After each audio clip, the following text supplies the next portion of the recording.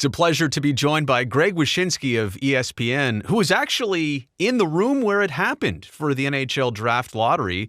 I guess I want to say from the Sharks' perspective, Wish, we're okay with this. Like, obviously, first would have been better overall, but first going to the Islanders was kind of a surprise. I imagine in that room there was kind of like a little bit of whoa factor.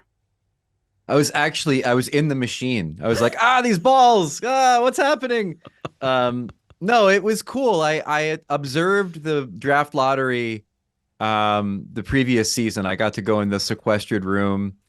I think they recognized, let's get like the biggest cynics about the NHL in the room, and then people will know it's not fixed. And I hate to inform everybody, it's not fixed. You should have known that when McDavid went to Edmonton. But now you can know it for sure. Your boy is letting you know that it's all on the up and up.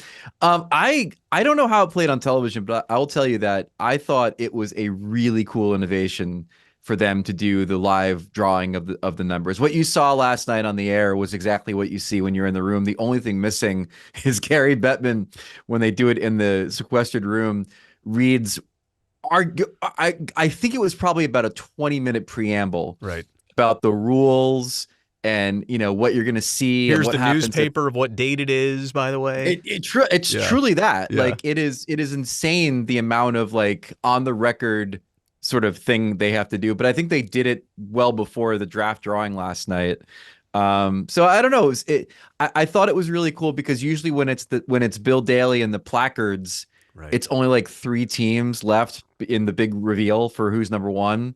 And then last night, there were 7 teams, the Sharks included, that were still in the running for that number 1 overall pick. And the idea of it then becoming like Mega Millions, where you're watching your local news at night and they're pulling the numbers out, and you've got your ticket and you're waiting to see if your number comes up. Like that's how the vibe was last night. So I love the new format. With a few tweaks, I think it could be really good. And it's right in time for what's going to be a huge lottery next year. With Gavin McKenna coming up, our next generational talent. So I dug it big time. Plus, the countdown to the extraction of each ping pong ball was almost like New Year's Eve, over and over and over again. So it did have some anticipation. Go ahead. I do feel like they didn't explain that well enough. I had a few readers that were like, "Why did they have a countdown?" It's literally so everyone's confident that the balls have circulated in a fair way, and there's no chicanery going on. Like I think that's part of the Ernst & Young audit, is that you have to do 30 seconds between each drawing. So we know this draft class is a bit different from the last couple prior years. Like there's no maybe complete consensus number 1, and we can talk about Schaefer and Misa in just a second, but it's not like there's a Bedard or even a Celebrini out there. No. Is it as simple as Misa and Schaefer 1 and 2 or 2 and 1? Is it just basically those 2 at the very top? And obviously I'm asking because the Sharks have the 2nd overall pick. No, I think from what I gather that Schaefer is your first overall pick this year. I mean, I think most of the scouting, most of the draft experts that you read have him at number 1. And if you get a chance to have that sort of foundational defenseman, even when they're not of the same impact as say a Bedard or a McDavid, that's usually who goes number 1. You think back to Aaron Ekblad, you think back to Owen Power, like those are drafts where the guy at the top was a defenseman, and it wasn't necessarily like a game-changing defenseman, but they go number 1 because finding that commodity is pretty rare. But Misa's right there too, and I think that there wouldn't be any shock if you're the Islanders and you're looking to sell tickets to a still pretty new arena. They're going to have a new general manager. They're obviously going to have a new philosophy that's going to back away from the let's win it 2-1 with Lou Lamoriello as our GM and rely on Ilya Sorokin type teams. So you could see them going offense there, which then, leads to the real question about the Islanders getting the first overall pick, which is James Higgins, the center from Boston College, who is a Long Island native. And so do the Islanders now become the Montreal Canadiens, where if there's a French Canadian on the board, you have to take him. Right. If you're Montreal, like if there's a kid from Long Island that can score some goals on the board, do you have to take him? And so that's going to lend a little level of intrigue insofar as like, will they keep the pick? Would they trade down if Higgins is still going to be there? If somebody really wanted Schaefer, it really does add that extra level of intrigue. And obviously the Sharks following them, it's just not as clear cut as last year and even the summer before when the number one was a guaranteed got to do it type thing, and maybe the number one was not going to be moved each of the last 2 years. Speaking of that, Mike Grier has openly said he'll consider offers for moving the number 2 pick. I don't know the likeliness of that, but in your opinion, what type of offer would it take, do you think, for him to make that move? Well, I don't know. I mean, it's obviously going to be a draft pick swap of some sort because we aren't dealing with, as you said, the level of generational talents that we would normally have at the beginning of a draft, where you'd see, trades and trades at the top of the draft are pretty rare to begin with. I mean, I think like when Marc-Andre Fleury went to Pittsburgh, I think that was a trade. There might have been a few others, but you rarely see it. And I think it's probably, in the Sharks' best interest to just use the pick. Again, unless there's someone who's absolutely in love with one of the top 3 picks, and needs to get in there, and is willing to trade up to get it, you never know. But I think usually teams flirt with the idea of trading the pick, but then they end up making the pick. I just think overall the takeaway from the draft lottery for the Sharks' perspective was, hey, you didn't get number 1. That was nice to have last year, but this year, no matter who you end up with and how you end up getting the reward, it's going to be a nice take home. I mean, this is still a really optimal spot. And yeah, you finished 32nd in the league. Of course, you'd like number 1 overall, but I don't think this is going to work out poorly at the top for the Sharks, pretty much no matter what.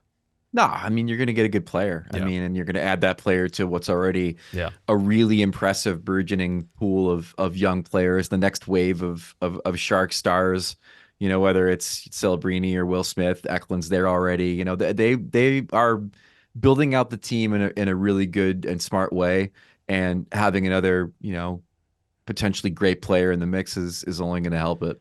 It's been a while since you and I have chatted. What did you think of the last season for the Sharks? And yeah, record-wise and standings-wise, that's one part of it, but I'm talking more about the process, right? The rebuilding process and continuing to shed, and some of the trade deadline moves they made to acquire more picks, like a second first-round pick for this year. How did you see this last season going in terms of progress? They fulfilled the obligation of giving the NHL a bad but fun team. Yeah. I wound up watching a lot of Sharks hockey as I was staying up late to write or to watch other, Western Conference teams. And they were a ton of fun to watch. I mean, a lot of that obviously is having a player like Celebrini who makes such an impact in his rookie season on both ends of the ice. And obviously we knew he had the personality to really kind of like break through as a young star, and it all came together in his first season to then, be a nominee for the Calder Trophy. So, I mean, I just thought him, Will Smith, the rest of the team, it was a lot of fun to watch. I don't know if fun is good enough at some point. I mean, at some point you have to start stringing wins together and being a relevant contender again in the West. And I don't know when that's going to happen, but I think for last season, for where they are in that process, they were promising and entertaining. You mentioned Macklin being one of the Calder finalists, and it's an interesting mix, right? You got a forward who was great in the number 1 draft pick. You got a D who obviously took his team, helped get his team to the playoffs, and you got a goalie in the mix. You don't have a goalie in the Calder conversation every single year, and Dustin Wolf flirting with 30 wins and helping Calgary get that close to a postseason. I mean, I know I'm biased, so I'm going to take my opinion out of this, but I also realize that Macklin may not be the front runner to win this year. It's just it's that much of a competition. How do you see that shaking out? Who gets? Yeah, I don't think he is. We did NHL Awards Watch on ESPN every month. For a while, Celebrini was the clear favorite to win the Calder, but as Lane Hudson's season went on, and you started to see him put up point totals and do things offensively that were commiserate with the seasons that Kel McCarr and Quinn Hughes had when they were younger players, he really started to pull away. I think the biggest problem for Macklin down the stretch was that while the Canadiens and Flames were both playing relevant games, and in Montreal's case they make the playoffs, in the Flames case they barely miss the playoffs, Celebrini's just playing out the string in San Jose. So that's tough. There was a lot of eyes on those other guys for like the last month of the season in a way that there wasn't for San Jose, and that undoubtedly affected the voting totals. Yeah, those darn writers who vote for the Calder, huh? That shouldn't be that way, right? Just kidding. I think they got the top 3 right. It's a great competition. It is it's a great. The only other guy that would have been in the mix. The only other guy that would have been in the mix is Mitchkov in Philadelphia, and I think once Tortorella started to healthy scratch the kid, that just kind of put the nail in the coffin for his candidacy because, if you're right. I mean, it was very categorical this time. There was the defenseman, there was the goalie, and there was the forward in Celebrini. And I think in Celebrini's favor, he was always seen as the more complete 200-foot player, not only in comparison to Michkov, but increasingly in comparison to Connor Bedard as well. I don't know if you know Dustin Wolf from Gilroy, so from Northern California. So that's fun for us. I mean, look, it's a fun conversation. I think you can make a case legitimately for everybody. And again, as much as I know who my favorite is, I also realize the attention and everything else and the competition that's out there. So we'll see. I'm happy just to have Mac here in San Jose, quite honestly, at this point. Take your trophy wherever you want.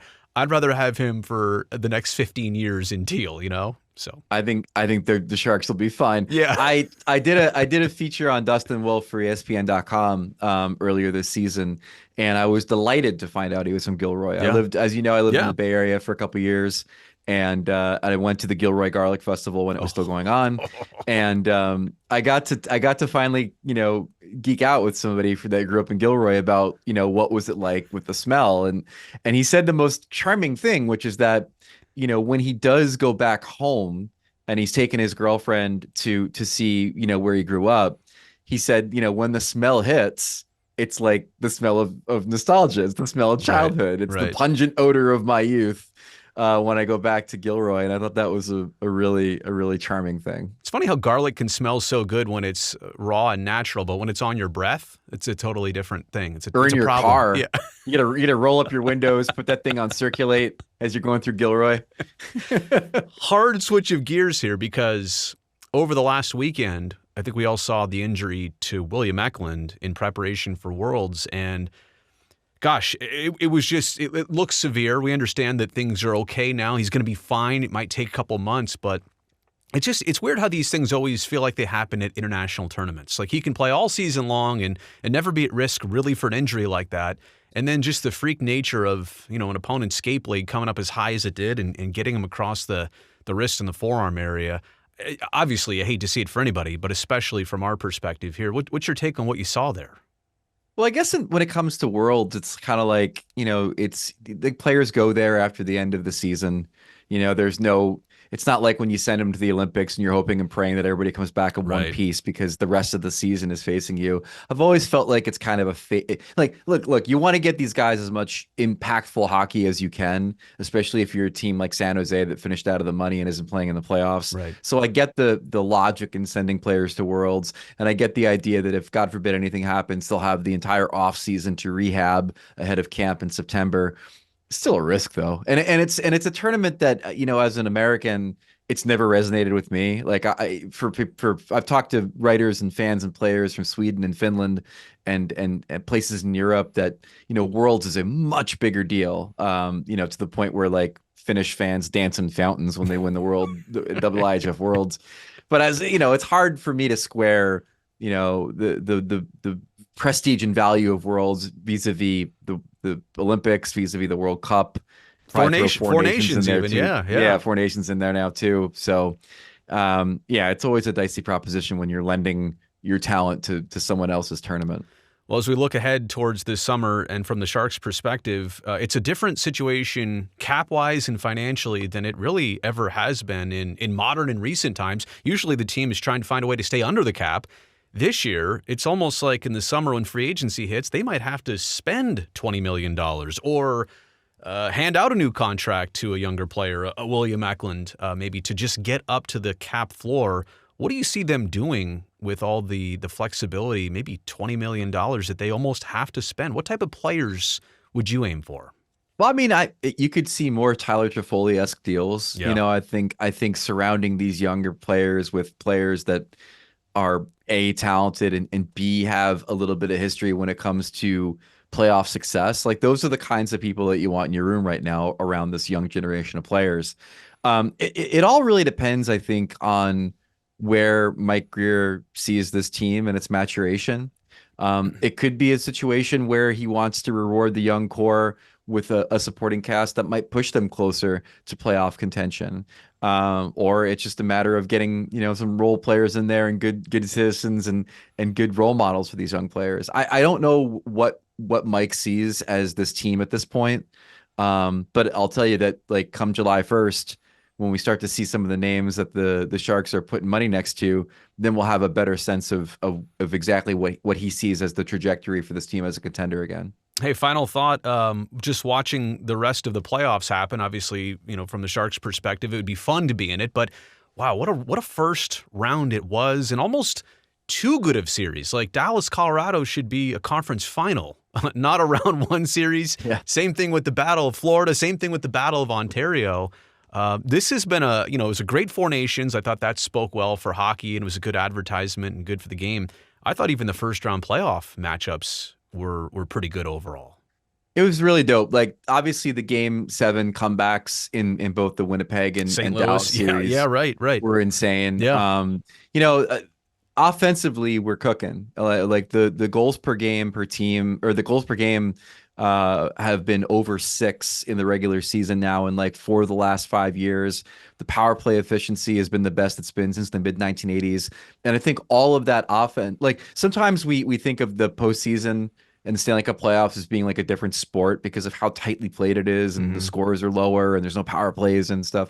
And it feels like the regular season bled over to the playoffs in a way maybe in the last couple of seasons that it hasn't before, which is great because I think if you can bring the incredible offense of the regular season and marry that with the intensity of playoff hockey, then you've got something really special. And it kind of felt like we got there in the first round. Now, you bring up a pet peeve, which is the wild card format. And I'm gonna expand the playoffs guy. Not everybody agrees with me. That's fine. I grew up with a league where 16 of 21 made it, so it's not a really big deal to me. Right. If 20 of 32 made it. But I will say this about the wild card: it's junk food. When you eat a bunch of junk food in the moment, you are feeling so good about yourself, and you're on a sugar high, and there's no denying the sugar high of the Battle of Florida, the Battle of Ontario, 2 great Game 7s, Dallas, Colorado. Like it is a banger of a first round. Right. And then you get a tummy ache, and the tummy ache is to think about how you don't have Colorado anymore, and to think about how you don't have Tampa Bay anymore, right? And to think about how like unfair it is that these teams that really were really good and could probably win the cup were forced into these situations. And then you think about a team like LA, and I know nobody in San Jose is shedding a single tear for LA, but having to play Connor McDavid and Leon Draisaitl for over and over and over again, I know it sucks. It's not fair. So I struggle with the wild card because I do recognize the intrinsic thrill of watching some of these series that we get in the first round. And the NHL has acknowledged that the playoff format exists to force rivalry matchups and to give us all of this amazing stuff at the point in which usually the most people are paying attention to the NHL, the first round of the playoffs, before cold weather places get beach weather. Right. I have to caveat that because you guys get beach weather more than we do. Sorry.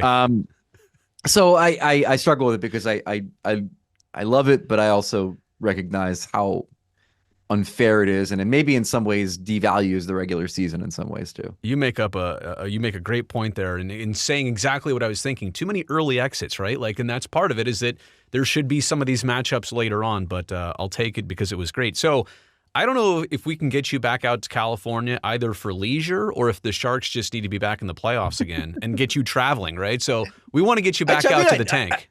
I travel, but I've just not been out to the tank, and we got to have a reason for that, right? So maybe maybe next year. My wife works for a rather large corporation that's based in the Bay Area, and you can probably guess which one. And you eat them sometimes from an orchard, And so like she goes back occasionally, but I've not had a chance to get back. So I will give a shout out to Orale, my burrito place in Campbell. That is my favorite burrito. And they do have the orange sauce. I will give a shout out to Hogs Island Oyster Company? Yep, right. Yep. Mm-hmm. Way up north. They have the best. It's like one of my favorite places to just chill and eat grilled oysters with chipotle sauce on them. And I don't know, give a shout out to Sharks fans because I miss you guys. I want to see that place filled, and I know we'll get there once the team is rocking and rolling. But it's just amazing. it's amazing to see how things can change in a kind of a depressing way, but you know that you can get back to those days of just like that place was one of the best home ice experiences you could find in the league when it was the Joes and Couture and all those guys were contending. So it's just a matter of time before we get there again. We are trusting the process. And Wish, it's a pleasure to always chat with you. Thank you for this time. And sometime down the line in the summer, I'll catch up with you again. Appreciate this. Anytime. Thanks for having me.